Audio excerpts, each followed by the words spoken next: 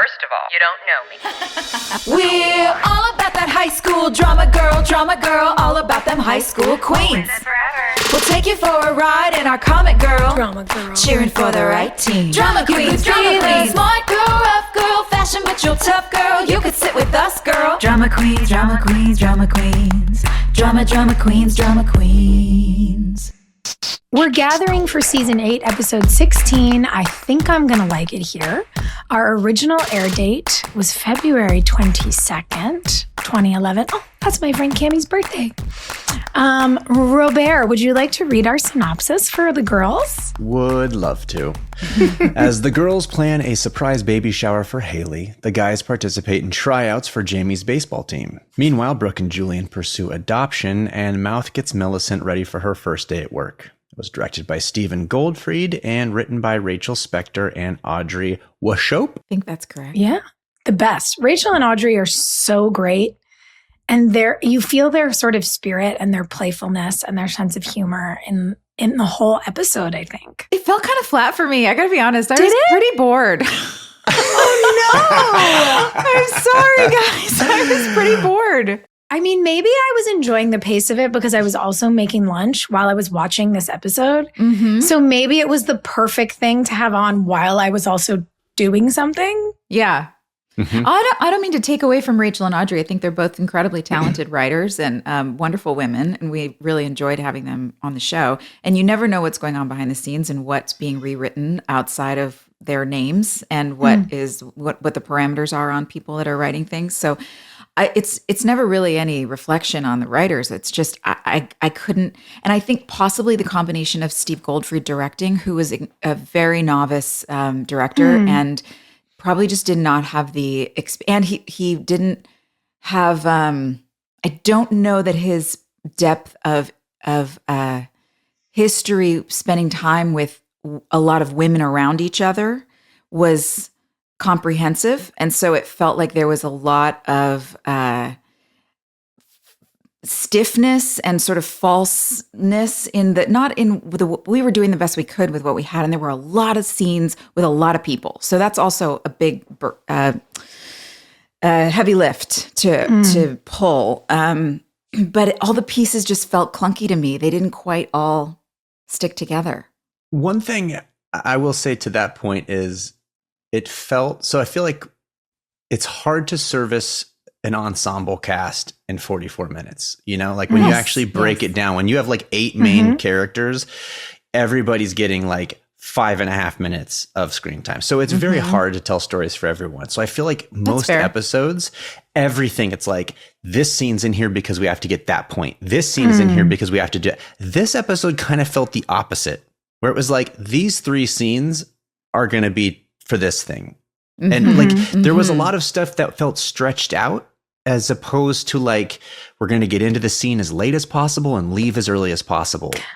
I think that's what I liked, though, was I finally felt like we were watching people live a life. I didn't feel like the scenes were racing to make a point, I guess. Like there were certain things I really liked where the callbacks took a while to come around. Like you have that great sequence in the morning, Joy, when it's Haley and Jamie and you walk in the Jamie's mom jersey and he's like, Mom, there's no whistles in baseball. Yeah. And then it comes up so long later, like halfway through the episode. And Daphne walking in after you just got done talking with her about prison, but it was way earlier in the episode. Yeah. Totally. So it's like, I liked that there was a wait and then a reward because I didn't see it coming. Sometimes I think when they're trying to do exactly what you're talking about, Rob, where like, you've got to get everybody's episodic point in, I'm like, there's literally no reason for this scene. You just needed me to know that this was going to happen to Brooke and Julian or Quinn and Clay so that in the next episode it could.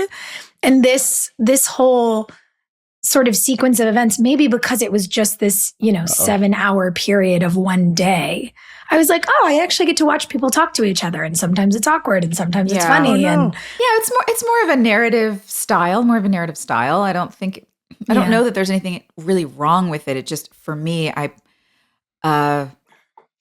don't tend to love those types of stories anyway, where you're just sitting in a moment of someone's life. There are some films and TV shows where I really love that, but it's done a certain way that it is appealing to me personally. But I like when we do things that are really, there's an objective in every scene. Every character has a motive.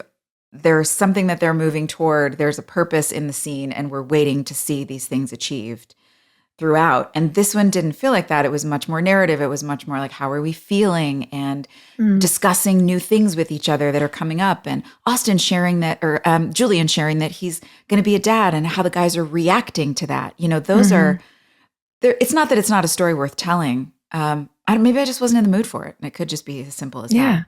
Yeah. And I think kind of like to Soph's point, it's like, it's neither a good nor a bad thing. It's just sort of like, it's the change up pitch. This show throws a lot of fastballs and curveballs, and then suddenly the change up comes. Hey, that was intentional. Baseball metaphor. But you know, like that was the thing. It's like, I think we have come to expect a certain pacing on this show, and this one was just different, you know? Yeah. Correct. But I loved the opening song. Because the opening montage was a nice slow. sequence. Yes, but it worked because of that song. I thought I was very happy with it. That's actually a good point. The opener was slow and kind of setting us up for the pace of what everyone was about to enter into for the show. Yeah. So that's what I thought was sort of interesting about it, like the very first note that I have is that Haley's baby shower actually has everyone almost on their heels. Everyone's back in their nostalgia. People are thinking about the past. They're thinking about how it relates to the future. And yes, I think the song set the pace. And what was nice for me, I caught myself kind of take a breath, like, oh, okay, great. I don't have to be ready for the trauma this week. I remembered that it was going to be nice. And yeah, it is. It's funny. You're right. I think it's like, how's your energy level? What do you need? You know, I've like got a thing of laundry going, and I'm cooking, and I'm like, perfect. This is going to be an easy episode. Nobody's going to die. I love this. That's great. It's like rom-com energy. It wasn't for the viewer. It's not a challenging episode either. Like it doesn't require a lot of attention span or deduction. It's like, just sit back. We're going to spoon feed you some fun plot stuff. Yeah. Everyone's going to be okay. You're just going to enjoy yourself today. My first note was, I just love Lisa Goldstein. Oh, I love her too. I have on here, Lisa needs her own TV show. Yes. When she note. was putting on lipstick in the mirror, it's such a simple thing, but she told like a whole story in it. And because we know what's going on, she killed that. She's just fantastic. Criminally underused. Well, and to do a scene, particularly one where the camera is in motion, you know, it's one, maybe two shots because it's part of a teaser montage, and to, without saying a single word, communicate the absolute bittersweetness of a moment in your life. Like, I felt like I knew every single thing she was thinking about, being proud of herself and nervous that it was going to hurt her relationship, and scared of, you know, upsetting mouth, and then having imposter syndrome. I watched it all on her face, and it was so beautiful. I agree. The Haley coming in all kitted up with the Jamie's mom jersey, the hat, the whistle. It was so much fun. Yeah. That was just like the pure Lucille Ball inspiration for me, just being a total goofball. It was really fun. I always loved doing scenes with Jackson where we just got to play and be goofy. You know, it's a great day at work. Yeah, and to dress up with a kid always heightens it. And it works for Haley. It was such a great choice, you know, for the character, for the wardrobe department, the whole thing, everything being embroidered and customed and all of it, because they gave you that line. I've got all these new terms to learn and things to, you know, cheers, all the things. It's like you have something to be really excited about, and it's thematic. So to make it essentially a theme party and have a costume was like chef's kiss. Was there a specific reason that Haley wasn't going to go? I feel like she just walks in the room and just says, hey, are you sure you don't want me to go? But did I miss something, or was that just... I think that's just the exposition of why I wasn't going to be in that storyline. because I had another storyline. Because you had a baby shower. Yeah. You're like, well, I wish I could be there, but I have to be in a B story with some other characters, Jamie. Good luck making the team. But where was I? Wasn't going to. Is it his first game? Tryouts. Oh, tryouts. Auditions. Oh, right. That was great, Julian. Let's go with funny. these auditions. So, and why did, I guess I missed this too. I mean, Kellerman, why did he meet you guys out at the Little League field? I was confused as to why he met you out there when you had been waiting for him someone else. I didn't really get that. Well, he stood us up. So my only thing is like, that was just him eventually catching up with us. Yes. Yeah, kind of assumed that, but it wasn't clear to me. Yeah. He's just so suddenly nice with this kid. Oh, I'm sorry, Rob. I didn't mean to throw you off. You look like you're ready to go somewhere.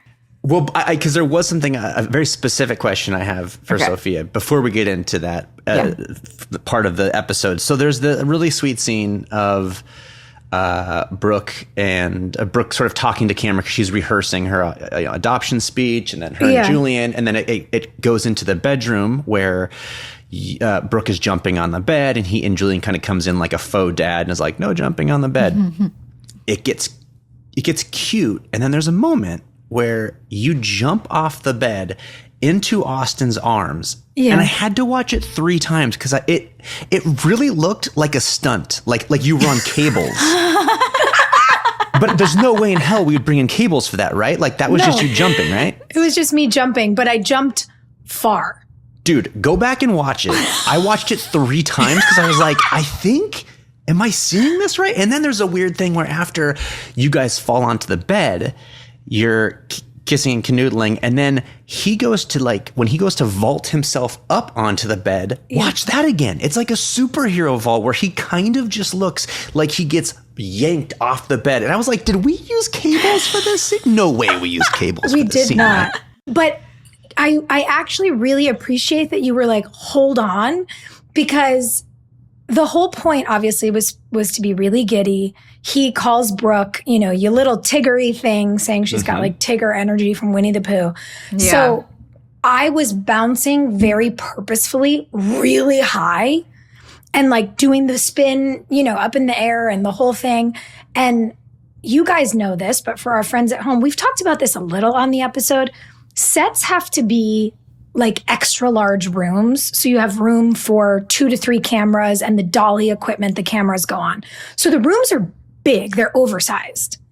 And I remember I was like, oh my God, I had to make it look like I just leapt off the bed, but sort of cheat into almost a running start to make it from the mattress to where Austin was standing, which was like a solid 8 feet away from me by the door of the outstretched room. That's great. And so it's like, it's a really silly scene, but it actually did require like a lot of strange physicality from us both. So thank you so much for picking up on it.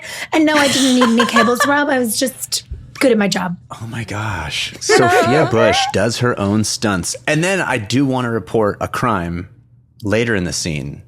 Don't know if you noticed. Julian is wearing his boots in the house, which first of all, on the bed, odd. But then when he decides to jump on the bed with you, he's still wearing his boots. Nope. Yeah. Outside shoes do not go into the bedroom, let alone on the furniture. No. What? You can tell. It's moments like this where you can tell we were all in our 20s. Yeah. Because if a 40-year-old was shooting the scene, they'd be like, oh, there's no way in hell I'd ever have my shoes on the bed. In my house. Yeah. Yeah, no. And the director at Steve at the time, I think, was probably in his really late 20s, young, early 30s. Yeah, like probably didn't. None of us. Well, we owned homes, I guess, but did we? Were we renting? I don't know. Either way, it's still just like you can't walk into my. I don't walk into on my bedroom carpet with shoes on, let alone climbing on the bed. That just is insane. But it's exactly that thing we talked about it. Whatever episode it was, where. Remember, you might have called it out, Rob, where you were like, why does Julian have his shoes on the couch if he's napping? Yeah. It's the same thing. And it's the greatest indicator that those are wardrobe shoes and you're walking to set in your slippers and then putting your shoes on set and they've literally never touched dirt. So you're unconscious of the fact that they're supposed to be an actual shoe. Yeah. It's so silly. What was Steve's position on our show? He was an assistant for one of the producers. Gotcha. Yeah. And then worked his way up and started shadowing and started producing. And then I think this was his first year getting to direct an episode. Maybe. I don't know. Pretty cool. Well done.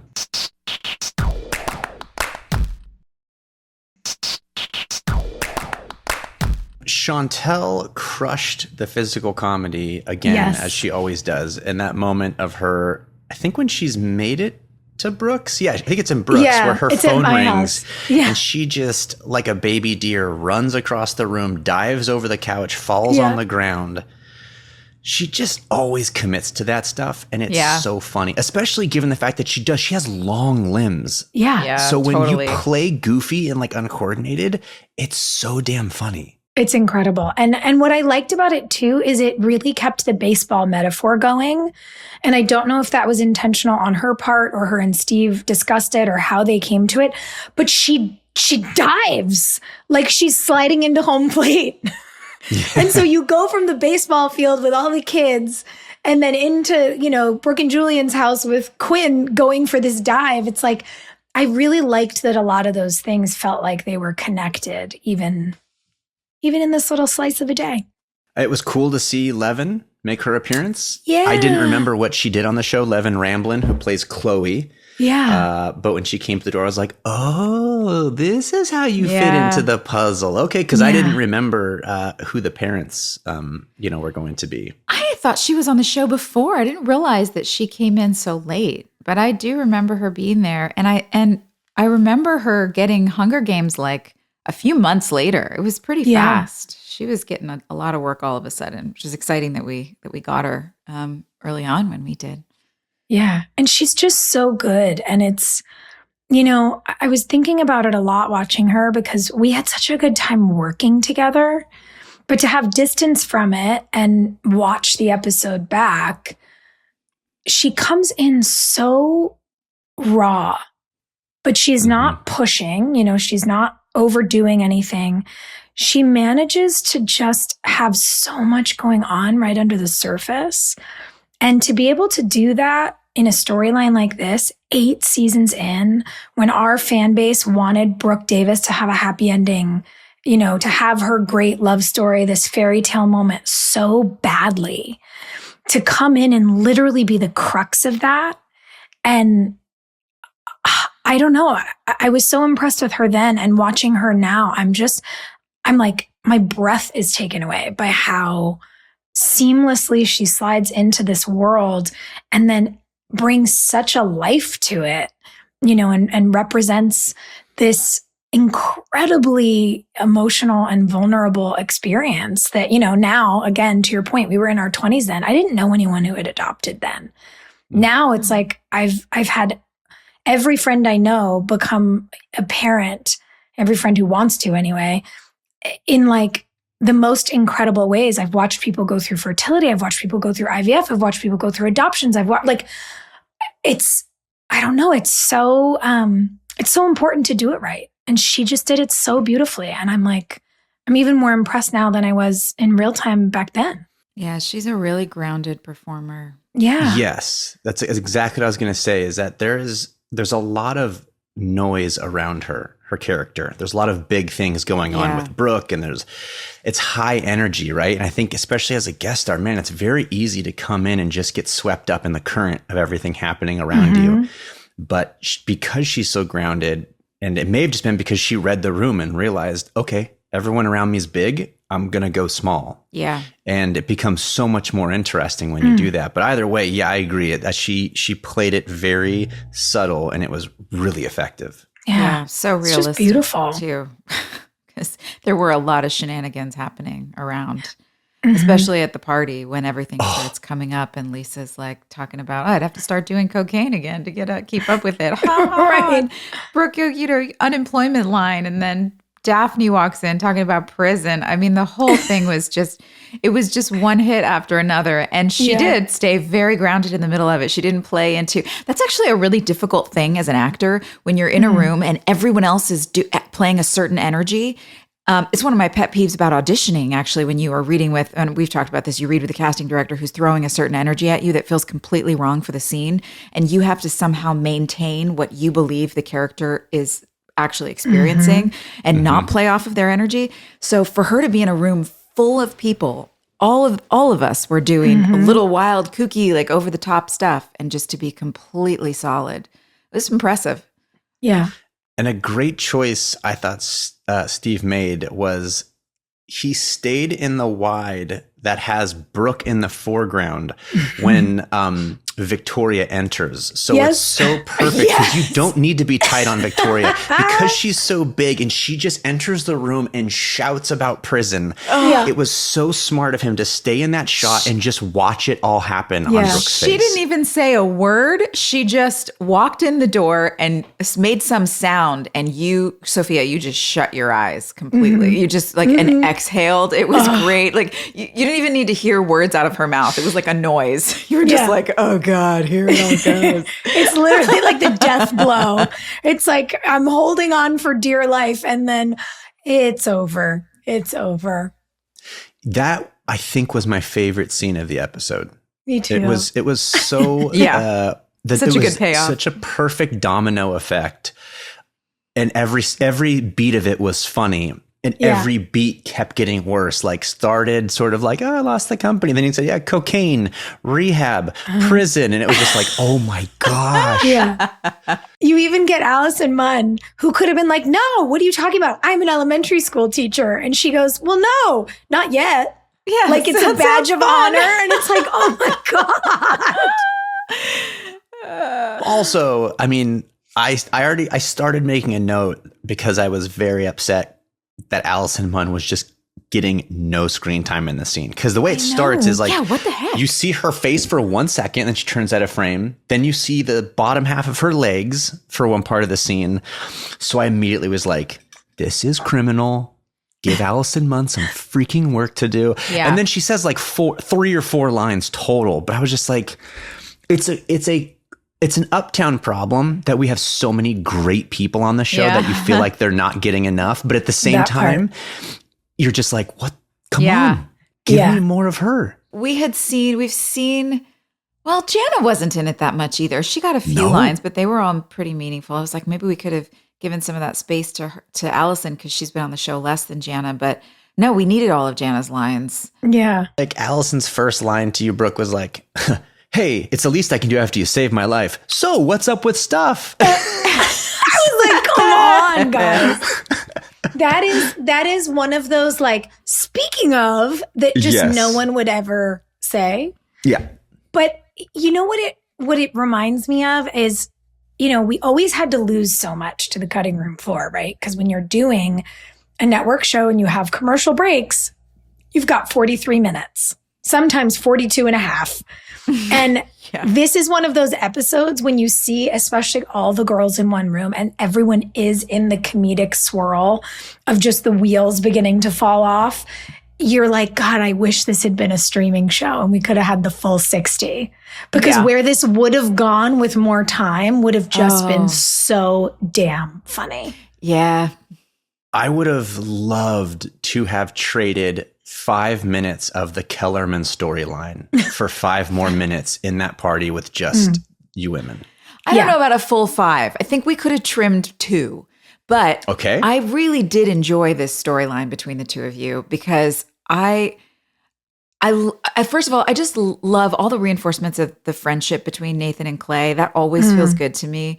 And maybe there's the nostalgia to it that just continues to remind us of where our show came from and this connection between the guys. But I liked the dynamic you guys were doing. I wouldn't call it good cop, bad cop, because it wasn't really a game, but Clay was much more cynical and reasonable and skeptical about this kid. And Nathan, having grown up with a dad, much like Kellerman, and being a star athlete, he understood this kid and was able to but I liked watching you be a normal person reacting the way most people would. Like, no, I respect myself and my company too much. I'm not going to sit here and wait around for this kid. And then to learn from someone it's not always a hard and fast rule. Like there's nuance to different personalities. And sometimes you got to be patient, be gracious. And I liked it. I liked watching that subtly happen. And you did it in a way that, again, it didn't feel over the top. It felt very grounded. And I'm so grateful that Steve sat the camera on you and let it live so that it wasn't just cutting away, but we really got to live with your reactions. I think one of the things I really enjoyed about having a little slowness in this was getting to watch people think. And I really appreciated all four of you guys at the bar having these conversations. While we don't really know a lot about Clay's parents, we know a lot about Julian's dad. We know the most about Dan Scott. We've seen Professor Kellerman, and I really liked getting to see grown men sit around and talk about family and influence. And I liked seeing Clay understand that Ian really was a young version of Nathan, not just because he was kind of a dick and a star athlete, but, oh, maybe he has this chip on his shoulder because he's never been good enough at home. That's interesting. That's an experience my friend has. It's something that you watch Austin nod along with and you're like, oh yeah, Julian and Paul, their whole thing, he was never going to be good enough. And I don't know, it's really lovely to not only as an audience member feel like you know something and you get what everyone's talking about, but it's cool to watch a group of people look at each other and get it and then be in on what they're communicating about, both in what they're saying and in what's unsaid, but that comes through the eye contact and the nod or the, reference to someone like, oh yeah, he gets it. I loved that. And I think you guys, you're all so good together as actors. I really enjoy watching this pack of dudes hang out. It's nice. Yeah, I found in that bar scene, my one beef was that I wish we all would have had more of a reaction to to Julian sharing the news that you guys are going to adopt.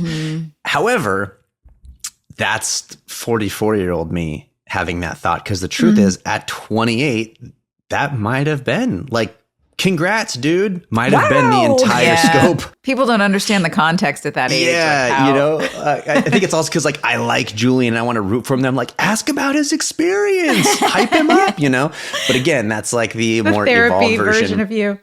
I think one thing the show has done incredibly well is that they have really shown that Nathan has an innate talent and an innate value at being an agent.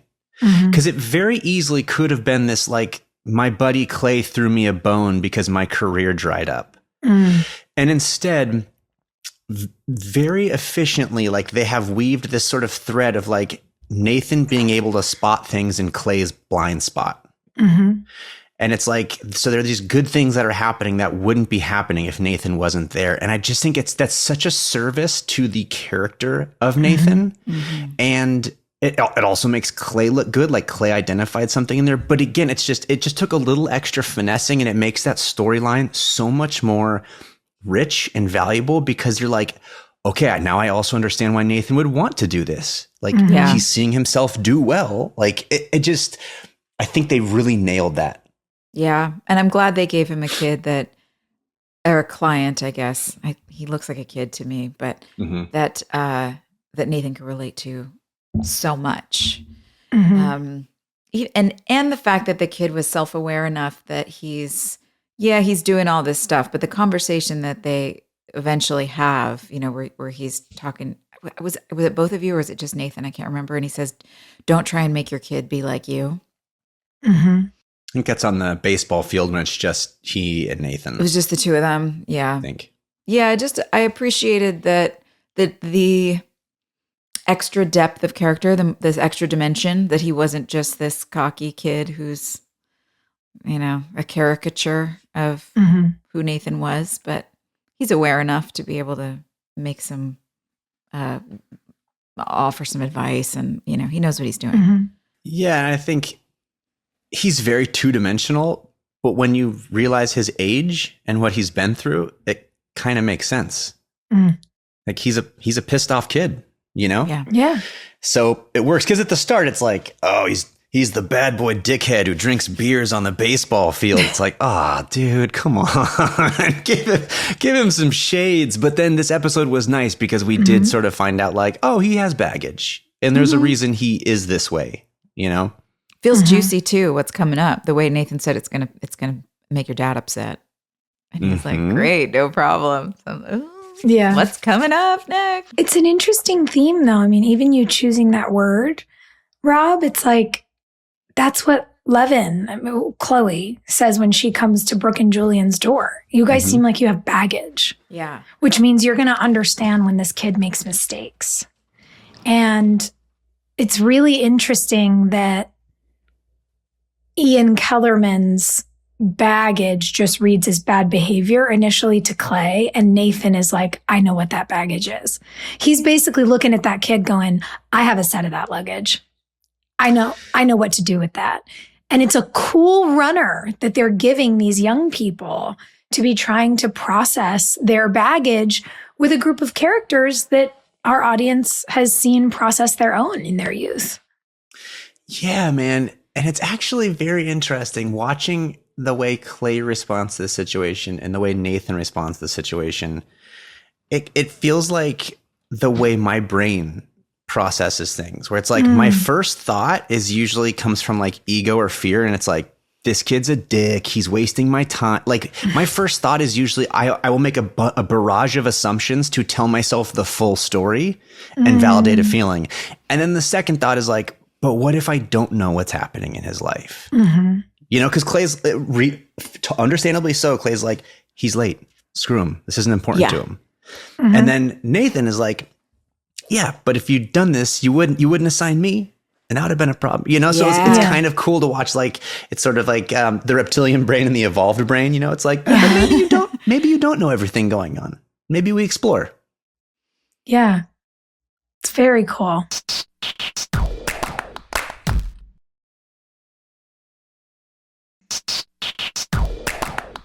Okay, let's get to the baseball tryout because I just want to say credit to all of us that we made it more than 30 minutes into the episode without bringing up the fact we made Julian chase a mother flippin' butterfly for real.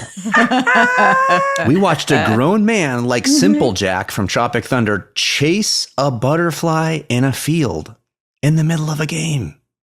And you know what? To his credit, he committed 100%. He made it work. And it was endearing, but like, what the Yeah, super silly. It was like Sunday morning comic strip.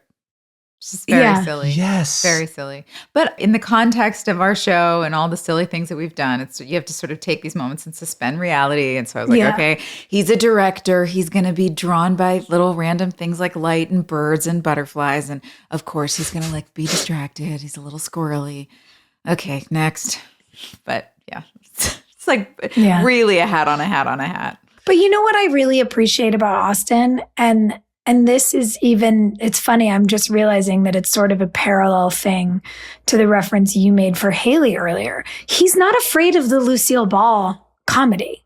Yeah. Like, he's so unbothered about expectation, any of it. You know, it's like Austin was the guy ripping 6-foot waves with his toenails painted when we were all in Wilmington. People were like, we don't know what to make of this dude who's like so tall and so handsome and like manly, but who is like, yeah, you want to put eyeliner on me? You want to paint my nails? Whatever. Like, he just doesn't give a shit.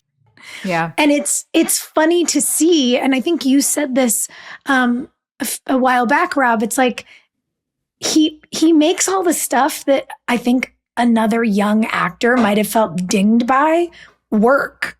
It's like, how did you figure out how to be charming in this thing that like most guys would have been like, what the fuck to the writers? And he's just like, okay. Yeah. If you bring your ego to set, you're going to have a hard time with a lot of Julian stuff. Yeah. Like the only way to do it and not be miserable is to just like leave your ego in your trailer and just go out there and just lean into the strike zone, you know? Yeah. Boom, baseball pun. I liked Well that done. Jamie, the The exchange between Ian Kellerman and Jamie was great because I didn't remember that. So I'm like, where is this going to go? Is he going to say something inappropriate? But I like that he actually gave him real advice. And then to watch Jackson, to watch Jamie get in Clay's kitchen on the mound was so great. It was so funny because I had the same fear. When he bent down in front of Jackson and started being like, okay, kid, this is what it is. I was like, oh God, is he going to say some gross thing about how when you're old enough to drive, you can take babes out in your car? I was like, what's coming? It's going to be awful. And then it wasn't. And I was pleasantly surprised. I was like, okay, maybe Ian Kellerman doesn't suck so much. Kid Kellerman might not be public enemy number one. And then to see an actual kid take the advice he'd been given and throw you off. The way you reacted to him in that close-up, Rob, was so funny. And it just, I don't know, the whole gag of it was great. Also, the fact that he being Ian Kellerman rolls up in a shiny Porsche. I'm like, isn't this the kid who doesn't have a deal yet? Yes. He's a college kid with a father who is a professor. Single parent income on a professor's salary. And the kid has a brand new Porsche. A highlighter green Porsche. What is going on? Green. It's so good. Like, it fits with that type of character, but I think we're 2 episodes too early for the Porsche. I think you got to sign that deal first, and then you get yourself the Porsche. Yes.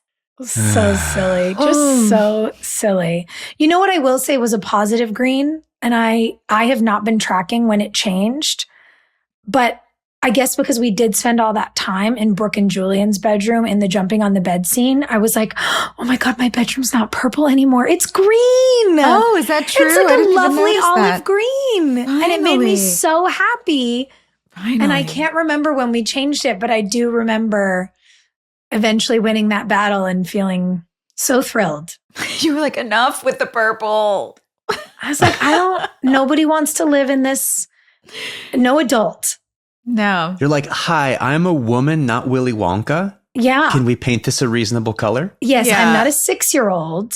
I would love to not have a unicorn-themed bedroom anymore. Thank you so much. The whole apartment on Friends was painted purple, but the decor was like an anthropology, and they knew it was very upscale. It was very, quirky, and it all worked. But when you try and mix that purple with seaside, I don't know what the kids call this aesthetic now, granny seaside aesthetic, it just does not work. Coastal grandmother is the term.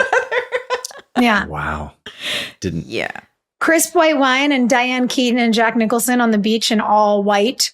Coastal grandmother. Coastal grandmother, but in lavender. Mm-hmm. It's not a thing. It was not for me. So that's the green battle that I'm quite pleased that we won.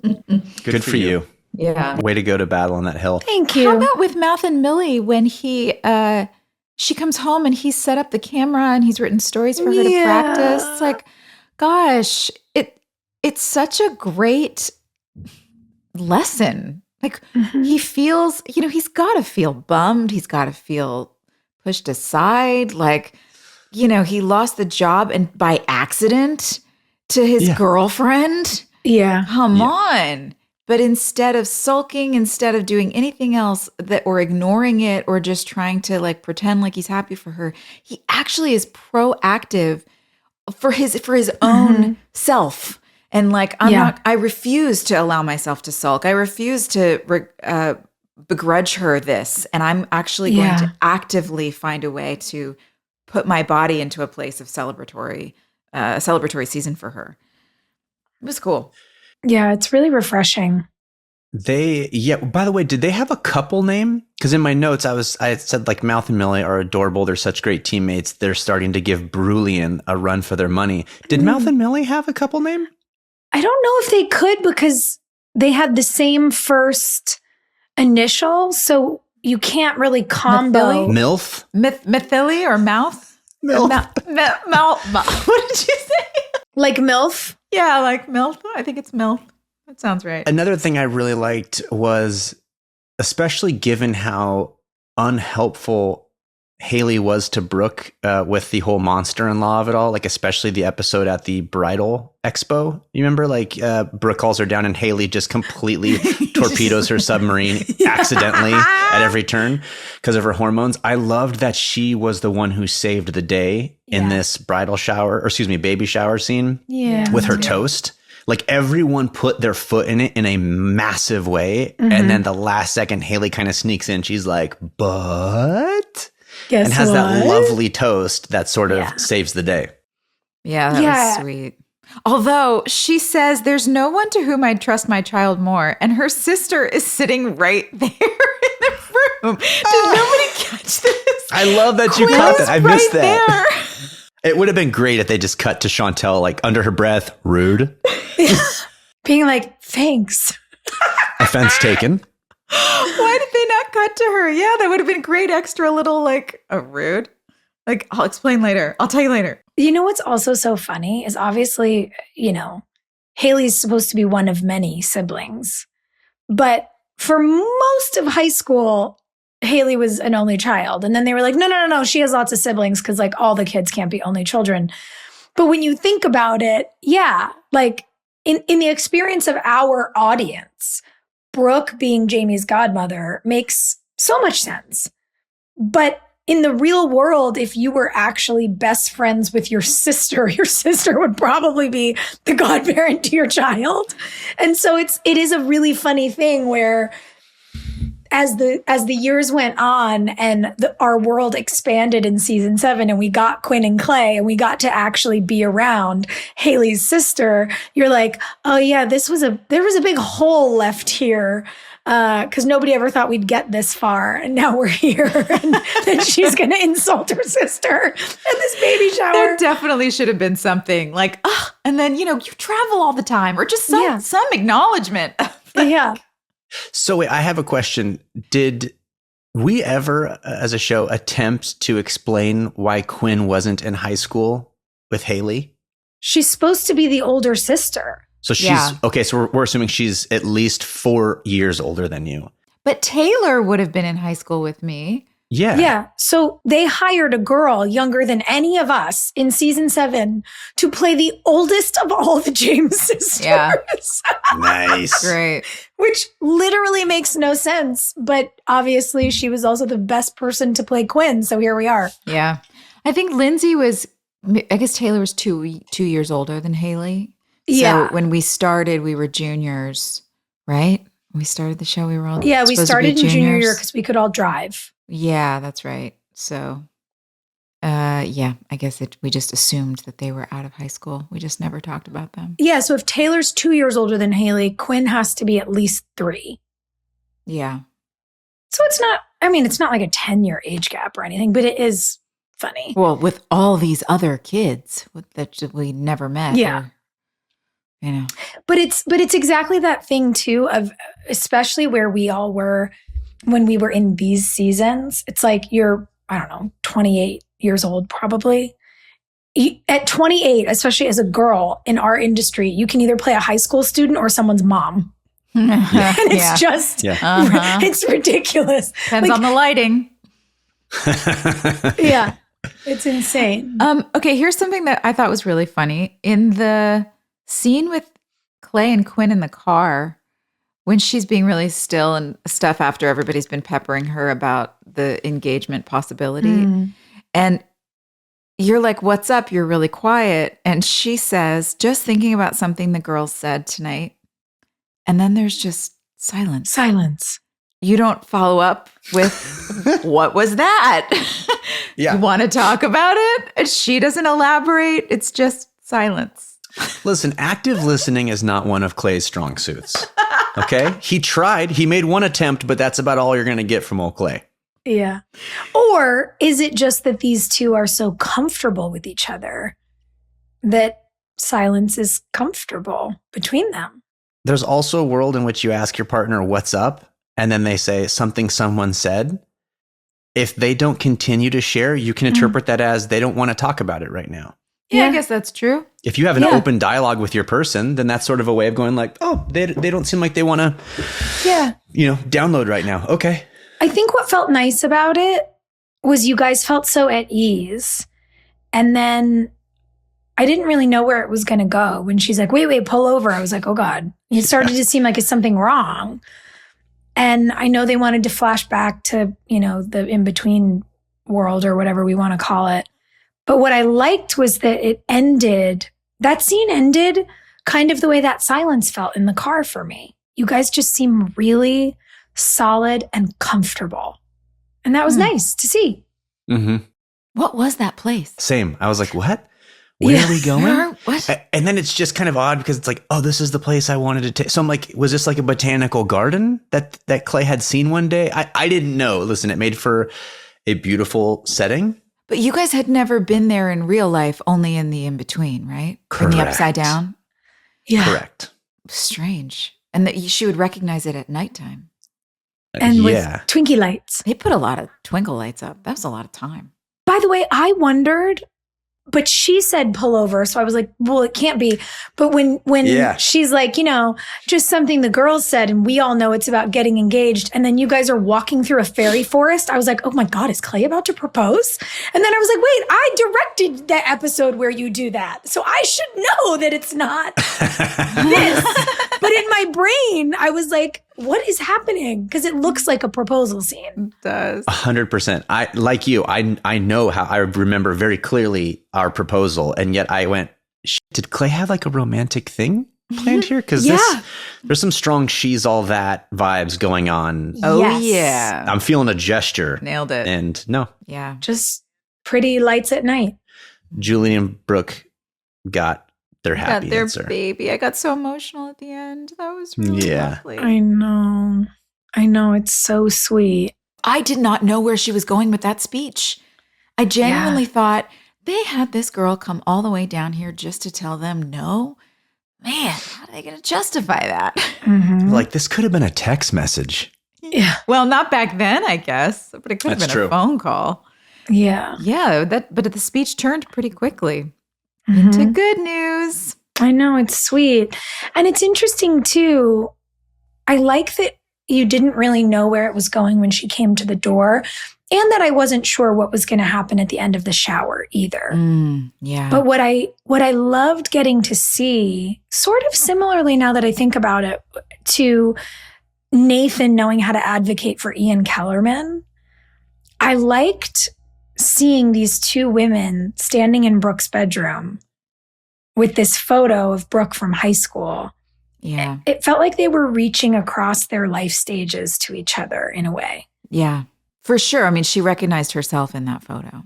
Yeah. And I liked that in the same way that we got to see Brooke talk to Julian about the bachelorette party and just saying, I don't know what I don't know, but essentially what I do know is that I always want us to be honest with each other. I like that this young girl was like, I get judgment, and that Brooke looks at her and says, but I'm not 19. I should know better. Yeah. And then is honest with her and tells her about her life and her journey and all the things she used to not know, but how she's always known this. It's like, I don't know. It felt really lovely, and maybe it hit me a little harder because we had talked about it from the hen night episode. But I don't know, it just feels really cool to see some of our characters look backwards and you get to see how far they've come. Yeah, I think so too. And it's always nice when they do that. It's kind of the same thing they were doing with Nathan and Ian Kellerman, where they're just reminding you, hey, audience, we're bringing in this sort of younger version of these people so you can see how far our characters have grown. So that's a good point. I didn't think about that, the way that the two of them, she kind of mirrored Brooke and he mirrored Nathan. That's nice. Yeah, it's kind of cool to see it and to go, wow, these people really have grown. And then I guess at the end of the episode, we know the boys are going to advocate for Ian, and Chloe shows up and says, I want to pick you guys. And you go like, oh my God, we're really in these milestone moments here. It's special. There's a vibe right now where you can kind of tell the writer's room is like, is this going to be our last season? Mm-hmm. Because everyone is kind of ramping up to a happy ending right now. Yeah. Mm-hmm. And we thought it was. Yeah, because at this point, we didn't know. So it's like they were doing their due diligence of like, all right, if this is the end of it, then let's make sure we're in a position to give everyone, a satisfying send off. Yeah.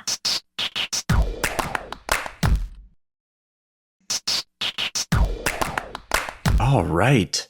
Movie Mama asks, if as a parent, aunt, uncle, bonus, whatever, you could impart one lesson onto the kids, what would that lesson be? And why do you think that particular lesson is the most important? Wow. That's so huge. That's such a massive. Yeah, it's a big one. I think mine would be something along the lines of just do you. Because I know for myself, I spent so much of my life trying to just figure out what I thought other people wanted me to be. And as opposed to just being like, this is who I am. I'm going to show up as this. And I think I would have saved myself, a lot of headaches and wasted energy had someone just been like, hey, bud, you're great. You're enough. Just do you. You know? I remember, getting asked something like this when we were filming. And yeah, it's ironic that you choose that word, Rob, because I remember saying it and then thinking, oh God, am I saying that for someone, or am I saying that because I maybe always needed to hear it, to not worry so much about being someone else's definition of enough. When you're young, you don't have anything to necessarily understand yourself up against, which is sort of the point, right? There's only one you. And it's interesting that in my 20s, I wish I could have had that. And so maybe that's why I've repeated it into, my 40s. But when I think about really little kids, what was so special for all of us about having Jackson on set, and, now that everyone has children in their lives, it's like my wish for them would almost be that younger version of the same energy, which is you're safe here and you're seen. You can express anything. And let's figure out how to express in the healthiest of ways, where they feel empowered to say what they need, to be brave, or to say the other brave thing, which is like, I don't want that. I don't want to try that. And yes, I might be encouraged to at some point, like really just to not shrink themselves, because I wonder if you had more of that when you were really little. If by the time you were in your 20s, like we all were at this point, you might not even be so worried about the enoughness that we were all clearly questioning then. Yeah. So that's sweet. Safety is such a big, it's such a big thing. I mean, that's the thing that causes us to make mistakes or not make mistakes. Like the fear of making a mistake and trying to be perfect, is because essentially we don't feel safe that we can just mess up and be ourselves. And I mean, I truly think that what you decide, what you think about God affects everything else in your life. Everything else bleeds out from that fundamental place. So my advice would be to pursue that above everything else. Like make decisions about what you believe and what you think about that. And if you can find that place of safety, then everything feels free. You don't have to worry all the time about like, if you're performing well enough, if you are enough, if you're accepted, if you're not, you're accepted and you're safe. So everything else can just come out of a place of curiosity and gratitude. But if you don't make a decision about that, then I think there's just constant chaos. That's been my experience anyway. Great question, Movie Mama. Yeah. Woo. Let's spin a wheel.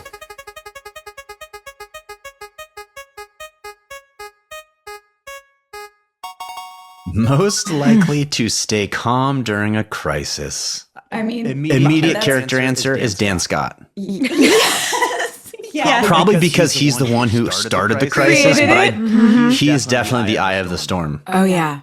That's my default. I don't know how you guys feel when crisis things happen. It's probably from like childhood trauma. Like I just immediately go into like, I will handle this. I must be in control. So I tend to settle. It's like go way down when there's some sort of crisis. How do you guys handle emergency situations. Yeah, I get a similar. Everything kind of gets stripped away. Like it gets pretty like nuts and bolts. Just what needs to happen. You know, I think I kind of slow down, which is funny because there are very small things that will happen around the house that I will be so tight and like worked up over. But then when something huge happens, it's like, okay, X and then Y and then Z. Yeah. It's going to be fine. I'm exactly the same. It's like a noise at a pitch that is hard for me makes me feel like someone is carving into my bones. But like there could be a natural disaster and I am like, got it. I can organize the team. This is what we're doing. You three have a job. You two have a job. This person's doing this. I'm going to go do this. Everybody stay calm. Keep your voice. And it's the weirdest thing. But I don't know if that comes from, having been a camp counselor or what, but it's like, I don't stress when something enormous is happening, but small things going wrong can like really trip up. Especially when it's like one after another in a day and they're just dumb little things, but it just starts to grate on your nerves. It's harder. It's harder. All right, next week episode. No, what do we got? See, season 8, episode 17. The smoker you get, the player you get. Interesting attempt at a sentence. I'm gonna need some information as to how that made it. We need a little context here. Yeah. Well, guess what? You got to tune in next week for that context, gang. It's coming at you, but you have to wait. Come back, friends. Thanks, everybody. See you later. See you later. Hey, thanks for listening. Don't forget to leave us a review. You can also follow us on Instagram at DramaQueensOTH. Or email us at dramaqueens@iHeartRadio.com. See you next time. We're all about that high school drama girl, all about them high school queens. We'll take you for a ride in our comic girl, cheering for the right team. Drama queens, smart girl, rough girl, fashion but you're tough girl. You could sit with us, girl. Drama queens, drama queens, drama queens, drama queens, drama queens.